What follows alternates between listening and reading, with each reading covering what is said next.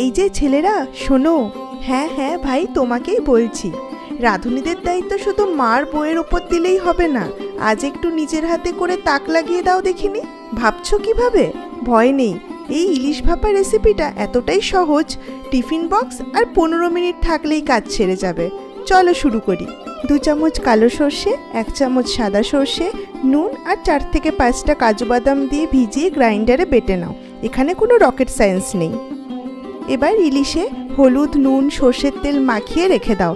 এবার একটা টিফিন বক্সে সর্ষে বাটার সাথে 1 চিমটে হলুদ গুঁড়ো, লঙ্কা গুঁড়ো, 2 চামচ টক দই আর স্বাদ অনুযায়ী নুন, সাথে ব্যালেন্স করার জন্য অল্প একটু চিনি দিয়ে ভালো করে মিশিয়ে নেব।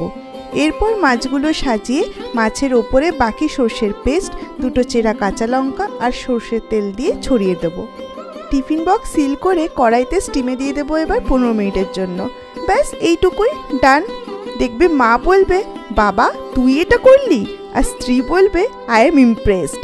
So boys, stop worrying, start cooking.